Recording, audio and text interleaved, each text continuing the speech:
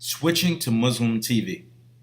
A group of American entrepreneurs unhappy with some of the television images they and their children are exposed to have taken matters into their own hands by attempting to launch a new Muslim network. This is from the Journal of the Middle East, October 2003. Osama Hamdan, a Microsoft computer engineer from Seattle, doesn't like what he sees on television.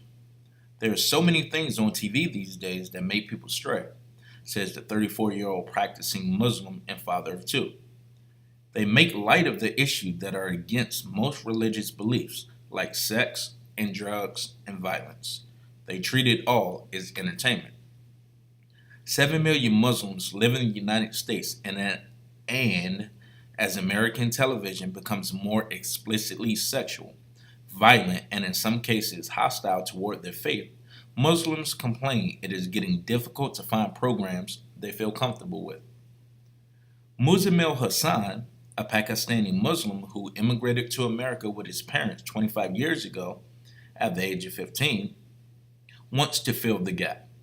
Pressed by his wife, Asaya Zubair, who conceived the idea while listening to a fiercely anti-Muslim radio program, the banker and former Procter & Gamble executive is building the country's first Muslim television network, Bridges TV.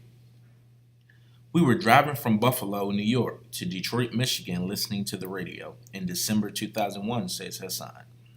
There was a talk show on and the conversation suddenly turned anti-Muslim with derogatory comments being made by the callers and the host, he recalls. Saddened by the insults, Hassan and Zubair decided it was time Muslims found a way to make their voice heard so that our children can grow up confident about their identity, both as Muslims and as Americans, explained Hassan, a father of three. Almost 2 years later, with contributions from 29 investors and thousands of ordinary Muslims who feel snubbed by the mainstream media, Hassan is well on his way to fulfilling the dream.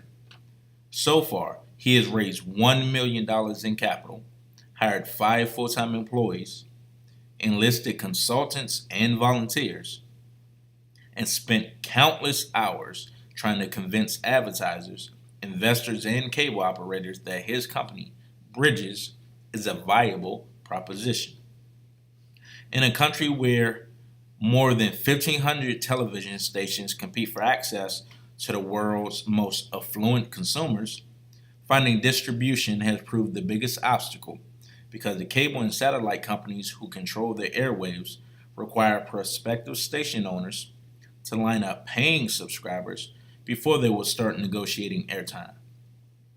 The executives in charge were skeptical when Hassan first approached them. They said, "We are not convinced there's a real market," said 30-year-old internet millionaire Omar Amanet, Bridges' largest investor. "We don't think you will get 10,000 members, but if you show us that you can, we will put you right in line."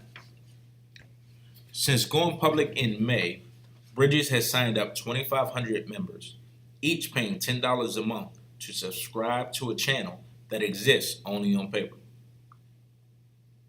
In the end, it will be worth it, said 34-year-old Sumaira Zia, adding that now she monitors every show her 3 children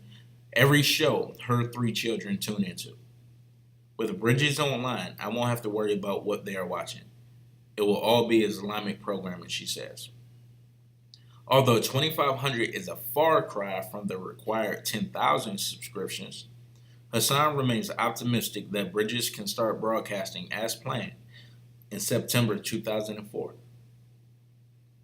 He also believes that once airtime is secured, he will have no problem finding advertisers to pay thousands of dollars for commercials, the lifeline of any station. While the financial hurdles he faces in building a media concern seem daunting, Hassan derives much of his confidence from a Cornell University study he commissioned.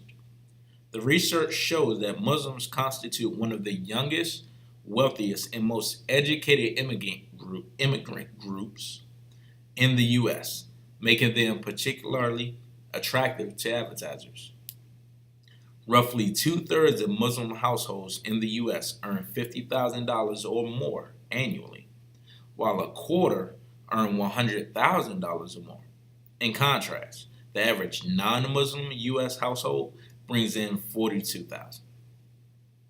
In addition, advertisers, always chasing after young consumers who are believed to hold a disproportionate sway over the country's disposable income, will be drawn to the youthfulness of the Muslim population.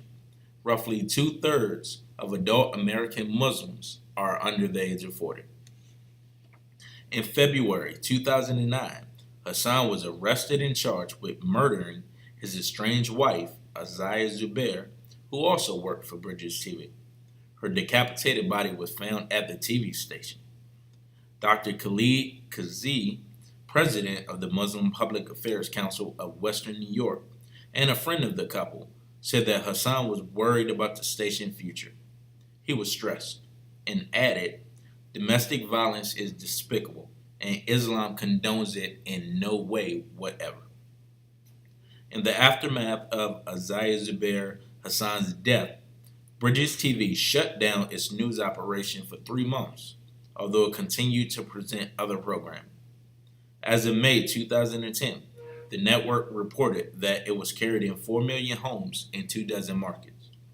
Hassan was convicted in February 2011 of second-degree murder. Bridges shut down in March 2012.